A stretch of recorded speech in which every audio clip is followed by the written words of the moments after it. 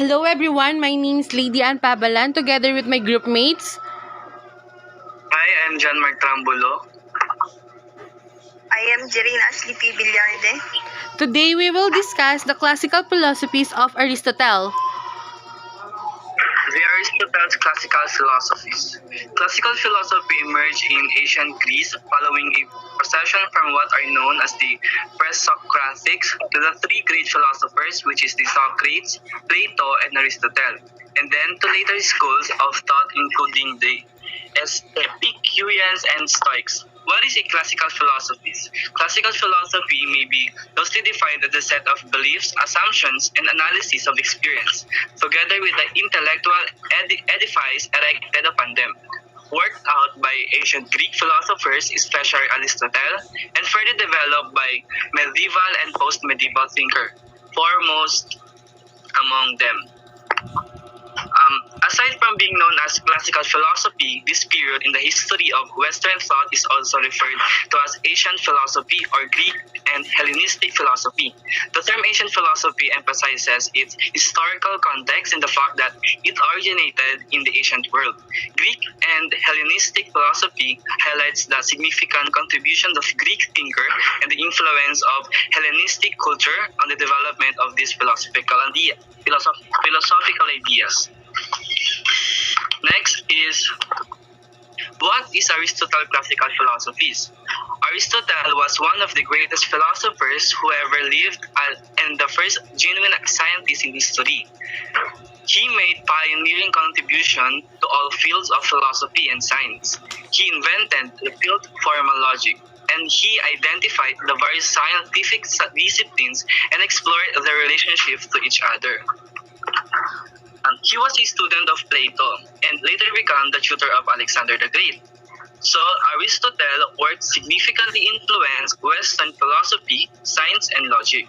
He is often referred to the father of biology, father of logic, or father of natural philosophy. Aristotle's extensive contribution to various fields of philosophy and science made him a significant figure in classical philosophy and continued to influence contemporary thought. Thank you.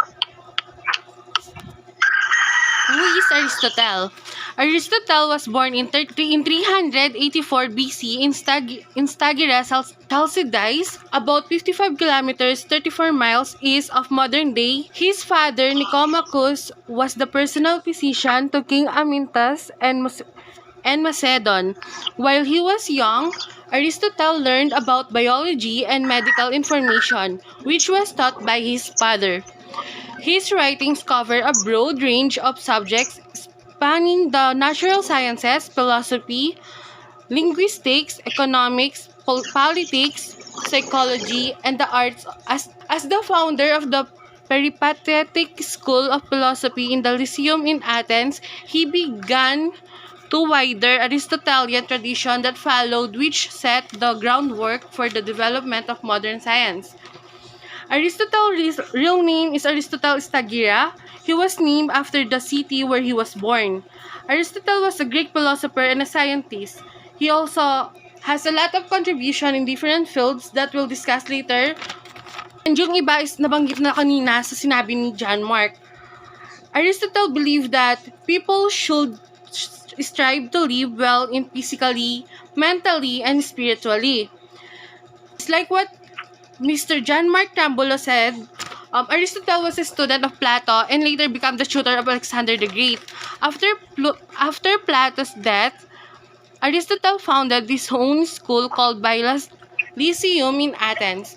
His philosophy is often referred to as Aristotelianism and was a significant influence during the Middle Ages and the Renaissance. Plato was the founder of Academy of Athens, and Alexander the Great is the former king of Macedonia. When Aristotle's teacher died, Plato, he created his own school and named it as Lyceum in Athens. Lyceum is a Latin rendering of the ancient Greek Lycaon, is spelled Lykeion, the name of the gymnasium in classical Athens dedicated to Apollo Lysius. Aristotle's philosophy. In his natural philosophy, Aristotle combines logic with observation to make general causal claims. So here's the 10 key aspects of Aristotle's philosophy. The first one is logic. The logic. What is the logic? In Aristotle, Aristotle developed the Aristotelian syllogism, a form of logical reasoning that is widely used in deductive arguments. His work on logic also included the study of former philosophies and the creation of the Organon, a collection of texts on logic. Aristotle played a pivotal role in the development of logic, particularly in the fields of formal and informal logic. His contributions to logic are extensive and have a lasting impact on the way we reason, argue, and understand the structure of arguments. The second one of Aristotle's key is criticism. What is criticism? Aristotle's Poetics, in a seminal work in the field of literary criticism, where he analyzed various elements of tragedy and poetry. He also wrote the art of rhetoric, which is considered a foundational text in the study of persuasive communication. So, Aristotle, in his work Poetics, made significant contribution to the field of literary criticism, specifically for focusing on tragedy and epic poetry. His ideas on criticism has influenced how we analyze and interpret literature to this day. The next one is rhetoric. What is rhetoric in Aristotle?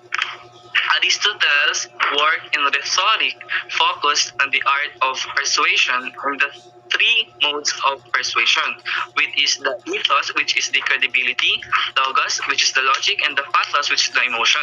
His teaching have been influential in shaping modern communication and public speaking. For Aristotle, rhetoric, it is the ability to identify the available means of persuasion in the given situation and employ them effectively to influence an audience. He believed that rhetoric is a valuable tool for citizens in a democratic society, as it enables them to participate in public life and make informed decisions. The fourth one is physics. Aristotle's physics focused on the study of motion and natural phenomena. He developed a theory of four elements: the earth, water, air, and fire, and proposed that everything in the universe has a natural place and moves towards it. For example, when you drop a rock, it will fall on the ground. It's called natural phenomena. An object will be moved by a mover, a motion phenomena. Biology. Aristotle's biology studies were based on observation and description. He wrote History of Animals and Generation of Animals, where he discussed various aspects of animal life, including their anatomy, behavior, and development. So, on our other subjects, the biology was already discussed. For example, the bio means life. Aristotle studied different animals' anatomy, behavior, and development for him to finish his book entitled History of Animals and Generation of Animals. On his book, the different type of animals was written there. And the fifth one is psychology. Aristotle's psychology was based on the concept of the soul, psyche, as the form of an organic body. He identified three key aspects of the soul: the nutritive or survival, sensitive or perception, and rational, thought and reasoning. So, according to Aristotle, psychology is the branch of science which investigates the soul and its properties. The nutritive survival, according to him, it is the most common and basic kind of soul. From it word survival, nakapaloob na doon kung ano yung nutritive. While he also said na kung wala yung kaluluwang iyon or yung kaluluwa, walang nilalang na maaaring magkaroon ng mas mataas pa na tungkulin sa buhay sa mundo. Habang ang sensitive perception, ito ay uri ng kaluluwa ng hayop ang nagtataglay nito. Sa rational naman, ito naman ay isang kaluluwa na taglay nating mga tao, na hindi gaya sa nutritive at sensitive. The rational soul has the capacity for the rational thought. Mathematics. Aristotle acknowledged the importance of mathematics as a foundation for scientific inquiry. Although he did not contribute significantly to mathematical discoveries, he recognized its value in understanding the natural world. So in mathematics, Aristotle, while being a polymath and a significant figure in classical philosophy, did not make substantial contribution to mathematics in the same way as he did in other fields like logic, biology, and philosophy. However, Aristotle did not discuss mathematics in his work and had a few notable views on the subjects. Metaphysics. Aristotle's metaphysics focused on the study of being and existence. He developed the concept of the unmoved mover, a prime mover that causes the universe eternal motion without itself being moved. Metaphysics for Aristotle was the study of nature and ourselves. In this sense, he brings metaphysics to this world of sense experience, where we live, learn, know, think, and speak. Metaphysics is the study of being, which is first the study of the different ways the word be can be used. Aristotle believed that the unmoved mover's role in the universe is to provide a rational and ordered explanation for the existence and movement of everything in the cosmos. By proposing this concept, he aimed to address the question of what drives the eternal motion of the celestial bodies and the natural processes on earth. Aristotle in ethics. Aristotle's ethics, as presented in Nicomachean Ethics, emphasized the importance of virtue and the pursuit of eudaimonia, which is the human flourishing. As the ultimate goal of human life, he also introduced the concept of a golden mean, which suggests that virtue actions lie between two extremes of excess and deficiency. So in Aristotle's Ethic, Aristotle, a renowned ancient Greek philosopher, had significant contribution to the field of ethics. His views on ethics can be summarized in the three main areas, which is virtue ethics, eudaimonia, and the golden mean.